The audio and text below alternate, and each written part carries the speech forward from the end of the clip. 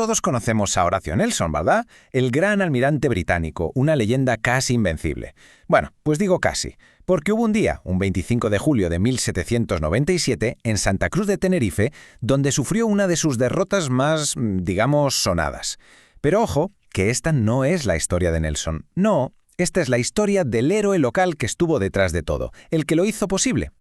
Miren esta imagen. Es un óleo del pintor Pedro Guiezala, y es potente. Congela el momento exacto de la rendición británica, el final de un asalto que les salió terriblemente mal. Pero lo más interesante, la verdadera clave de esta victoria española, no está en los grandes nombres que uno esperaría. Está en un personaje que, si no te fijas, pasa totalmente desapercibido. Así que la pregunta es clara. En este cuadro que celebra una victoria tan famosa, ¿quién es ese héroe local? ¿Quién fue el hombre que se plantó cara a cara con un Nelson ya herido? Porque claro, la historia siempre nos habla de generales y almirantes, pero esta victoria se cocinó a fuego lento gracias a una mente local. Y hoy vamos a tirar de ese hilo. Empezamos por la primera parte, una derrota famosa. Porque para entender de verdad cómo se pudo ganar, primero hay que ponerse en situación y ser conscientes de la que se les venía encima. Volvamos un momento al cuadro. Fíjense bien. Todas las miradas van a los protas, claro. El general español Gutiérrez y el capitán británico Hood, firmando los papeles. Pero, un momento. Miremos dónde apunta la flecha. Ahí, en segundo plano, hay otro hombre. No es un general, no es nadie conocido.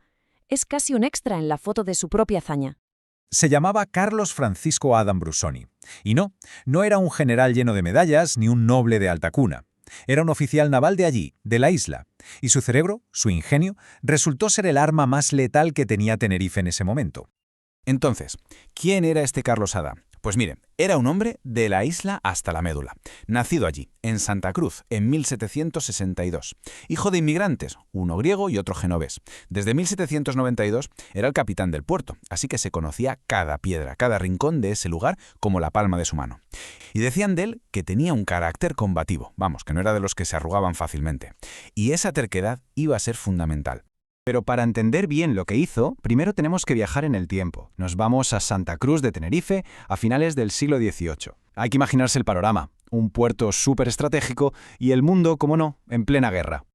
A ver, esta cronología nos pone las cosas en orden. Nuestro hombre, Carlos Adam, se convierte en capitán del puerto en el 92.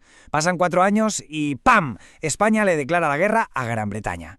La cosa se pone seria, pero Adam no es de los que se quedan esperando. En mayo del 97 ya está en acción. Y ojo, que pilla una misión de espionaje británica. Un tipo listo.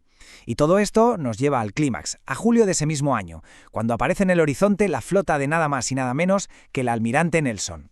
Y es justo aquí donde la figura de Adam se vuelve absolutamente clave.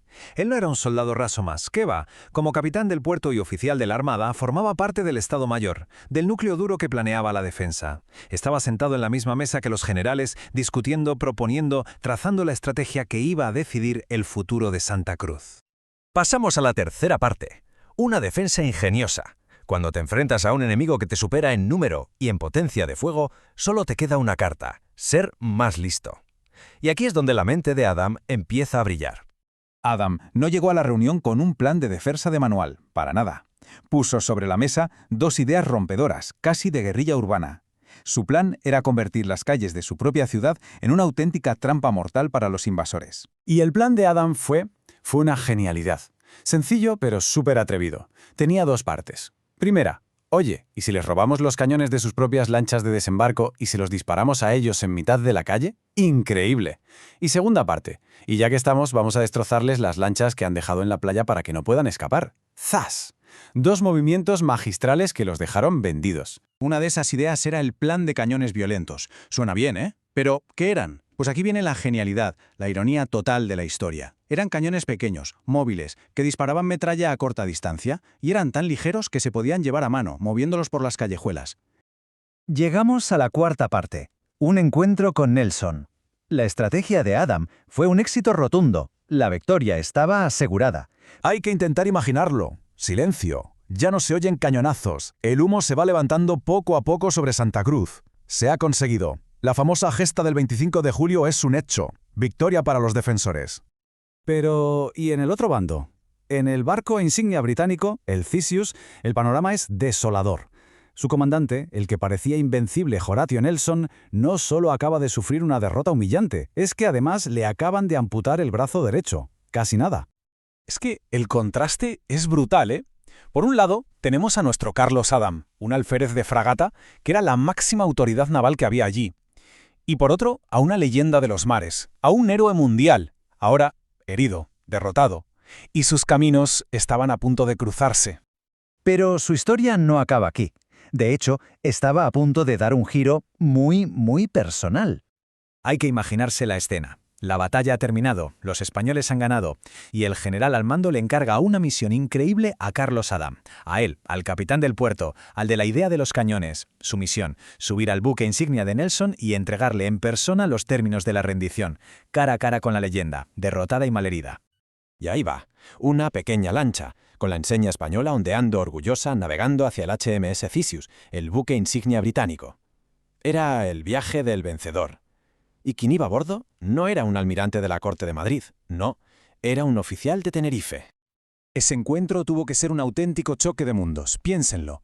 A un lado, Carlos Adán, el capitán del puerto local, un completo desconocido fuera de su isla. Al otro, Horatio Nelson, el famoso almirante, una leyenda viva, que acababa de sufrir una derrota humillante y además había perdido su brazo derecho en el intento.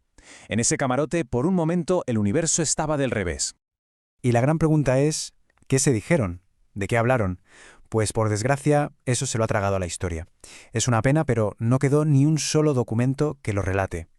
¿Hubo un silencio tenso? ¿Palabras de respeto entre militares? Nunca lo sabremos. Y ese vacío casi lo hace más potente. Nos deja con la imagen mental de los dos, el vencedor y el vencido, frente a frente. Vale, la historia es increíble. Pero, ¿qué pasó después? ¿Qué fue de Carlos Adam, el hombre que con su ingenio superó a Nelson? ¿Qué recompensa recibió por su gesta? Pues aquí viene la parte agridulce. Su general, el que vio de primera mano lo que hizo, lo recomendó para un ascenso, era lo justo. Pero, en Madrid, el Ministerio de la Guerra dijo que no, la burocracia. En lugar de la gloria y el reconocimiento, le dieron una pequeña pensión. Y ya está. El arquitecto de una de las victorias más sonadas contra los británicos simplemente se reincorporó a la vida civil y murió en su querida Santa Cruz en 1819, prácticamente olvidado por los despachos de la capital. La historia de Carlos Adam te deja pensando, ¿verdad? Nos obliga a preguntarnos, ¿cuántos momentos clave de la historia, cuántas batallas decisivas fueron moldeadas por héroes así, por figuras de las que nunca hemos oído hablar? Héroes anónimos cuyo ingenio o valentía lo cambiaron absolutamente todo y que merecen, sin duda, que rescatemos su historia del olvido.